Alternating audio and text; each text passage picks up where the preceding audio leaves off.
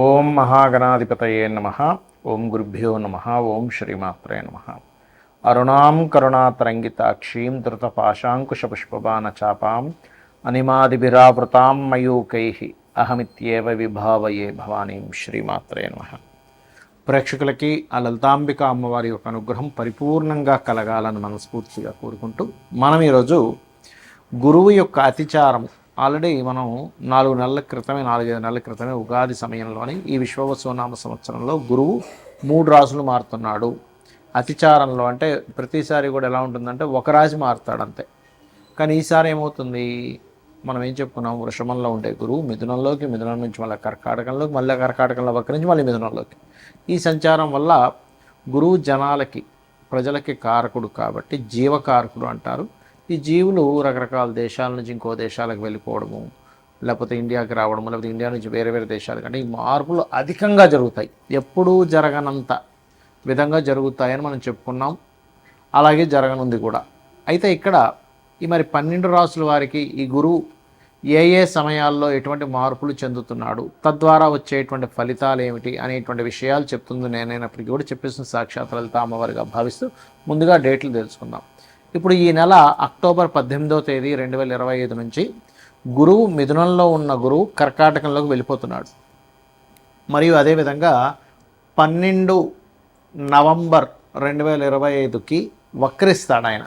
అంటే కర్కాటకంలోకి వెళ్ళినటువంటి గురువు 18వ తేదీ అక్టోబర్లో వెళ్ళిన గురువు అక్కడ మళ్ళీ రెట్రో అవుతాడు. రెట్రో అవడం అంటే ఆయన వెనక్కి వెళ్ళడం కాదు, ఈ యొక్క సోలార్ సిస్టంలో ఏదైతుందో ఈ తిరిగేటువంటి క్రమం మనకు అలా అనిపిస్తుంది. దాని ఫలితాలు కూడా ఖచ్చితంగా వస్తాయి. అలాగే మరలా ఈ రిట్రో అవుతూ అవుతూ వెనక్కి వెళ్ళిపోతాడు. ఎప్పుడు మిథునంలోకి ఎప్పుడు మళ్ళీ చేరుకుంటాడు వెనక్కి వెళ్తూ అంటే 5/12/2025 అంటే 5 డిసెంబర్ 2025 రోజుకి మిథునంలోకి వెళ్ళిపోతాడు. మిథునంలోకి వెళ్ళి అక్కడ కూడా వక్రగతి ప్రయాణం జరుగుతూనే ఉంటుంది.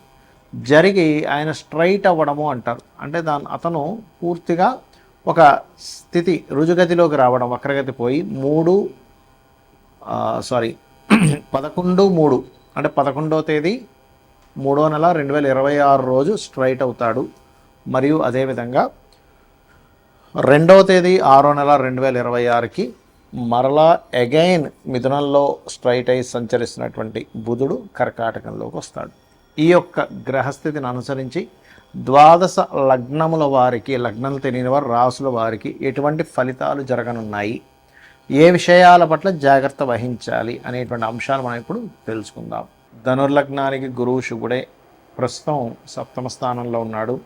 లగ్నాధిపతి ఎప్పుడైనా 7మంలో ఉంటే గురువు, అది కూడా పార్ట్నర్సు, అదేవిధంగా వివాహ సంబంధించినటువంటి అంశాలలో వీళ్ళకి బాగా కలిసి రావడము, ఇటువంటివన్నీ కూడా జరుగుతూ ఉంటాయి. అయితే ఇక్కడ మనం అర్థం చేసుకోవాల్సినటువంటి అంశం ఏమిటి అని చెప్పి చూసుకున్నట్లయితే, ఈ యొక్క గురువు 7వ స్థానంలో ఎంతకాలం వరకు ఉంటాడు, మీ లగ్నానికి శుభుడే, అందులో ఎటువంటి సందేహం లేదు. అయితే ఇక్కడ ఈ 7వ స్థానంలో ఉన్నటువంటి గురువు 10వ నెల 18వ తేదీ 10వ నెల 2025 నుంచి మారుతున్నాడు అష్టమంలోకి. ఏమండి మనం అష్టమంలోకి మారిపోతాడు, అమ్మో అష్టమ గురువు, ఏమి కంగారు పడక్కర్లే. అక్కడి నుంచి 2వ స్థానాన్ని చూస్తాడు, చతుర్థ భావాన్ని చూస్తాడు గురువు, 12వ స్థానాన్ని చూస్తాడు. కాబట్టి విదేశాలకు వెళ్ళి చదువుకోవడానికి, ధనపరమైనటువంటి అభివృద్ధికి తోడ్పడతాడు. ఎప్పటి వరకు? 12వ తేదీ నవంబర్ 2025 వరకు. మరి 12 తర్వాత ఏమిటండి పరిస్థితి అంటే, అష్టమంలో ఉండే గురువు వక్రిస్తున్నాడు. వక్రించేటువంటి గురువు అగైన్ మరలా మీకు ఇచ్చే రిజల్ట్ ఏంటంటే లగ్నాన్ని చూస్తుంటాడు. అలా వక్రించుకుంటూ ఆయన 5వ తేదీకి 5 డిసెంబర్కి పూర్తిగా మరలా మిథునంలోకి వెళ్ళిపోతున్నాడు. అలా వెళ్ళిపోయి వక్రించుకుంటూ ఉన్నటువంటి గురువు అగైన్ మీకు అక్కడే ఉంటాడండి దాదాపుగా. ఎప్పటి వరకు ఉంటాడంటే స్ట్రైట్ అవుతాడు మీకు 11వ తేదీ 3వ నెల 2026 నుంచి మరలా 2/6/2026 వరకు మిథునంలోనే ఉంటాడు ఆయన. ఏదో అతిచారంలో కర్కాటకంలోకి వచ్చాడు, కానీ మళ్ళీ వెనక్కి వెళ్ళడం జరుగుతూ ఉంటుంది. అలా వెనక్కి వెళ్ళినందుకు ఇక్కడ ఇచ్చేటువంటి రిజల్ట్స్ ఏమిటి అని చెప్పి చూసుకున్నట్లయితే, ఈ వెనక్కి వెళ్ళి మిథునంలో వెళ్ళినందుకు గురుబలాన్ని ఇవ్వడము, మరియు అదేవిధంగా కొన్ని గతంలో ఇంకా ఈ మాట్లాడితే కానీ ముందుకు పనులు జరగవు అనేటువంటి విషయాలు కొంత వెళ్ళి మాట్లాడటము, అలాగే వ్యాపారంలో అభివృద్ధులు, వ్యాపారంలో లాభాలు కలుగుతాయి. కాకపోతే కొన్ని ఈవెంట్స్, కొన్ని శుభకరమైనటువంటి ఈవెంట్స్ కూడా జరుగుతాయి, అందులో ఎటువంటి సందేహం లేదు. కాకపోతే ఇక్కడ మీకు ఈ గురువు ఎప్పుడైతే అష్టమంలోకి వస్తాడో 2/6/2026 నుంచి, అక్కడి నుంచి మరలా ధనయోగం బాగా పెరగనుంది, అక్కడి నుంచి బాగుంటుంది. గురుబలం విషయంలో చాలామందికి ఒక క్లారిటీ ఇవ్వాలనుకుంటున్నాను ఈ వీడియో ద్వారా. ఏమిటది అంటే, గురువు 2 విధాలుగా పనిచేస్తుంటాడు. ఏమిటది అంటే, ఒకటి గురువర్గ లగ్నాల వారికి ఇచ్చే ఫలితాలు వేరుగాను, శనివర్గ లగ్నాల వారికి ఇచ్చేటువంటి ఫలితాలు వేరుగాను కొంచెం జరుగుతాయి. ఎందుకంటే గురువర్గ లగ్నానికి గురువు శుభుడు. ఏమిటి ఆ లగ్నాలు అంటే, మేషము, కర్కాటకము, సింహము, వృశ్చికము, ధనుర్మీన లగ్నాలు గురువర్గ లగ్నాలుగా చెప్తూ ఉంటారు. శనివర్గ లగ్నాలు వృషభ, మిథున, కన్య, తుల, మకర, కుంభాలు శనివర్గ లగ్నాలుగా చెప్తూ ఉంటారు. మరి ఈ 2 లగ్నాలకి గురువు మరి వాళ్ళకి ఖచ్చితంగా బ్యాడ్ చేస్తాడా? శనివర్గ లగ్నాలకి గురువర్గ లగ్నాలకి మాత్రమే పూర్తిగా మంచి ఫలితాలు ఇస్తాడు అంటే, ఇక్కడ డిపెండ్ ఆన్ వాళ్ళ పర్సనల్ చార్ట్లో గురువు ఉండేటువంటి స్థితి. అంటే పాపకత్తిరిలో లేకుండా శుభకత్తిరిలో ఉంటే శనివర్గ లగ్నానికి కూడా మంచి చేస్తాడు, చేయడం కాదు. కానీ ఎంతైనా గురువర్గ లగ్నాలకే ఎక్కువ సపోర్టివ్గా ఉంటుంది. కానీ జనరల్గా గురుగ్రహానికి జనరల్గా ఒక ఇది ఉంటుంది. ఎలాగా అంటే, తను సహజంగానే శుభగ్రహము, సహజ శుభగ్రహాలు అంటారు. Natural benefit planet, functional benefit planet అని ఉంటుంది. అంటే ఆ లగ్నాన్ని శుభుడా కాదా అనేది వేరు, సహజంగా శుభత్వం ఉండేటువంటి తత్వం వేరు గురువుకి. కాబట్టి ఇక్కడ ఏంటంటే, గురుబలం అనేటువంటిది ఎంతసేపు మనం కోణస్థానాల్లో ఉంటేనే గురుబలం అనుకుంటాం. అలా కాదు. అంటే 5, 9లో ఉంటేనే లగ్నాన్ని చూస్తున్నప్పుడు గురుబలం అండి అని. భావాన్ని బట్టి మీరు ఏ భావం గురించి ప్రయత్నం చేస్తున్నారో ఆ భావ సంబంధంగా గురుబలం అనేటువంటిది ఖచ్చితంగా మారిపోతూ ఉంటుంది. అంటే ఉదాహరణకి లగ్నంలో ఉన్నాడు, అప్పుడు సప్తమాన్ని చూస్తాడు. సప్తమాన్ని, పంచమాన్ని, భాగ్యాన్ని చూస్తున్నాడు అనుకోండి. గోచారంలో మీకు లగ్నంలోకి వచ్చాడు, లేకపోతే చంద్రరాశిలోకి వచ్చాడు. అప్పుడేంటి, సంతానానికి, వివాహం అవ్వడానికి, ఉపనయనాది సంస్కారాలు చేయడానికి, హైయర్ ఎడ్యుకేషన్కి బాగుంటుంది. అదే ధనస్థానంలోకి వచ్చాడు అనుకోండి, రీసెర్చ్ రిలేటెడ్ వాటికి, అప్పు దొరకడానికి మరియు ఉద్యోగ సంబంధించిన విషయంలో అనుకూలత యోగిస్తాడు. 3వ స్థానంలో ఉన్నాడు, అప్పుడు కూడా ఉపనయనాది సంస్కారాలకి చాలా బాగుంటుంది, వివాహ సంబంధించిన విషయాలకి చాలా బాగుంటుందని చెప్పుకోవచ్చు.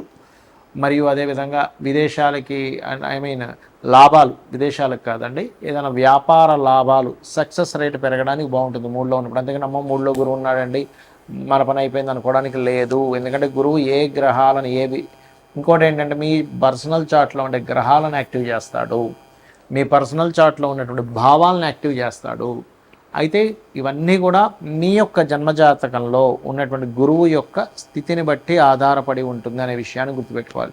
ఇక 4లోకి వెళ్ళాడు. 4లో వెళ్ళినప్పుడు ఆయన వీక్షణలు ఎక్కడెక్కడ ఉంటాయి అని చెప్పి చూసుకున్నట్లయితే, 4లో ఉన్నప్పుడు సర్వసాధారణంగా అష్టమ భావం మీద ఉంటుంది. కాబట్టి చదివేటువంటి విద్యా సంబంధించిన విషయంలో రీసెర్చెస్ ఓరియంటెడ్గా చాలా చాలా బాగుంటుంది, అందులో ఎటువంటి సందేహం లేదు. అలాగే మరొక విషయం ఏంటంటే, చదివేటువంటి చదువు విషయంలో ఉద్యోగానికి తోడ్పడేటువంటి విద్యను అభ్యసిస్తారు అని చెప్పొచ్చు. అదేవిధంగా ఈ 4లో ఉన్నప్పుడు విదేశాలకు విదేశాలకు వెళ్ళి అక్కడ చదువుకొని అక్కడ ఉద్యోగం చేయడానికి, అక్కడ రీసెర్చెస్ చేసి పిహెచ్డీస్ ఇవన్నీ చేయడానికి యోగిస్తాడని అర్థం అనమాట 4లో ఉంటే. ఇక 5వ స్థానంలో ఉన్నాడు. 5వ స్థానంలో ఉన్నప్పుడు కొంతవరకు ఆయన ఇచ్చేటువంటి రిజల్ట్స్లో పంచమ గురువు సంతాన యోగాన్ని ఇస్తాడు, ఇవ్వడం కాదు. కానీ అతను దృష్టి బట్టి ఉంటుంది. ఇప్పుడు 5వ స్థానంలో ఉన్నాడు, 5వ స్థానం కూడా ఉపనయనానికి చాలా మంచిది. కొంతమంది ఏజ్లో చూడండి 5వ స్థానంలో గురువు వచ్చినప్పుడు చేస్తుంటారు. ఎందుకు? పంచమం మంత్రస్థానంలో గురువు ఉన్నాడు. 9వ స్థానం ఎందుకంటే తండ్రి అందించాలి ఆ యొక్క ఉపనయనాది సంస్కారాలని. అలాగే 5లో ఉన్నప్పుడు వ్యాపార అభివృద్ధిని, ఒక చక్కటి ఆలోచన ద్వారా వీళ్ళకి వ్యాపారం కలిసి రావడము, తండ్రి యొక్క వ్యాపారాల్లో వీళ్ళు కూడా ఎంటర్ అయ్యి చక్కగా కలిసి రావడం, ఇటువంటివి కూడా ఇస్తాడు. ఇక 6వ స్థానంలో ఉన్నప్పుడు పర్టికులర్గా ధనయోగాన్ని, చాలామంది 6లో గురువు అండి అమ్మో షట్ స్థానంలో గురువు మాకేం యోగించదు అనుకుంటారు. కాదు, అక్కడ ఉండేటువంటి గురువు 2వ స్థానాన్ని, ధనస్థానాన్ని వీక్షిస్తాడు. మీ లగ్నానికి శుభుడై ఎక్కడా పాపకత్తిలో లేకపోతే చాలా చక్కగా ఉద్యోగ సంబంధించిన అంశాల్లో, ధన సంబంధించిన విషయంలో బాగుంటుంది.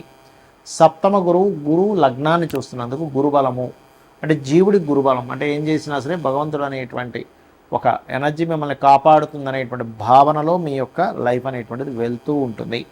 అలాగే 7వ స్థానంలో ఉన్నప్పుడు కొన్ని అగ్రిమెంట్స్ రాసుకునేటప్పుడు విషయంలోని ఇటువంటి విషయాలు చాలా బాగుంటుంది. సక్సెస్ రేట్ కూడా పెరుగుతుంది, ఎందుకంటే 11వ స్థానాన్ని కూడా చూస్తాడు కాబట్టి.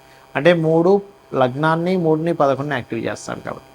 ఇక అదేవిధంగా అష్టమ స్థానంలో ఉన్నప్పుడు కూడా విదేశాలకు వెళ్ళి చదువుకునేటువంటి అంశాల్లోని ఇట్లాంటి విషయాల్లో, అదేవిధంగా తాతగారు ఆస్తికి సంబంధించిన విషయంలో ఏదైనా చిన్న చిన్న డిస్ప్యూట్స్ ఉంటే క్లియర్ అవ్వడం జరుగుతుంది. 9లో కనుక ఉన్నట్లయితే ఇక్కడ కూడా గురుబలం, ఇది కూడా ఉపనయన సంస్కారాలకి చాలా మంచిది. ఏమైనా చిన్న చిన్న గొడవలు ఉంటే అవి కూడా క్లియర్ చేసుకోవడానికి బాగుంటుంది. దశమ గురువు ఉద్యోగ అవకాశాలు ఇవ్వడానికి మనం ఏమి చదువుకుంటే మనం చక్కగా ఆ యొక్క విషయంలో బాగుంటుంది అనేటువంటిది దశమ స్థానంలో ఉండేటువంటి గురువు మీకు మంచి ఫలితాలను ఇస్తాడు. ఇక్కడ కూడా ఏంటంటే డైలీ లైఫ్లో కొన్ని అభివృద్ధికరమైనటువంటి విషయాలు, ఫైనాన్షియల్గా గ్రోత్ రావడము, రుణం లభించడం కూడా దశమ స్థానం నుండి గురువు ఇస్తాడు. ఇక 11వ స్థానంలో ఏకాదశంలో ఉండేటువంటి గురువు సంతాన యోగాన్ని ఇస్తాడు, అందులో ఎటువంటి సందేహము లేదు. అలాగే సంతాన యోగము మరియు ఏదైనా ఒక కొత్త ప్రయత్నం కొంత సునాయాసంగా ముందుకు వెళ్ళడము మరియు వివాహ సంబంధించినటువంటి విషయాలు సెట్ అవ్వడం, అందులో ముఖ్యంగా ప్రేమించిన వారిని వివాహం చేసుకోవడం చేసేటువంటి ప్రయత్నాలు ఫలించడం చేస్తాడు 11లో కనుక ఉంటే. 12లో గురువు ఉన్నాడు ఉదాహరణకి, అక్కడ ఏమిటంటే చేసేటువంటి విద్యా సంబంధించిన ప్రయత్నాలు సఫలీకృతం అవ్వడం. 12లో గురువు ఉన్నాడు కదా భయపడాల్సిన పని లేదు. ప్రాపర్టీస్ కొంటారు, ఇన్వెస్ట్మెంట్స్ చేస్తారు, అక్కడ రీసెర్చెస్ కలిసి వస్తాయి, పిహెచ్డీస్ చేసేటువంటి యోగాన్ని ఇస్తాడు. రీసెర్చ్ ఓరియంటెడ్గా మీరు చేసే ప్రతిదీ కూడా సక్సెస్ అయ్యేలా చేస్తాడు అక్కడ. ఇక ఈ గురువు కనుక మీ జన్మజాతకంలో బలహీనంగా ఉన్నాడు అనుకోండి, మీ జన్మజాతకంలో, అప్పుడు దక్షిణామూర్తి స్తోత్ర పఠనం చేయండి, పసుపు వస్త్రాలు దానంగా ఇవ్వండి, పసుపు కుంకుమ గంధం లాంటి పదార్థాలని, మంగళకరమైన పదార్థాలని మీకు దగ్గరలో ఉండేటువంటి అమ్మవారి ఆలయమో శివాలయం ఎక్కడైనా తీసుకెళ్ళి సమర్పించండి. వాటిని దానము అన్నారు, సమర్పించడము అంటారు. అంటే అమ్మవారు మనతో చేయించుకుందనేటువంటి భావనతో చేయండి. గోసేవ చేయండి, గోవులకి అరటికాయలు తినిపించండి, అరటిపళ్ళు మరియు సీజన్ బట్టి మ్యాంగోస్ కనుక ఉన్నట్లయితే మ్యాంగోస్ కూడా దానంగా ఇవ్వడం చాలా చక్కటి ఫలితాలను ఇస్తుంది. శ్రీమాత్రే నమః.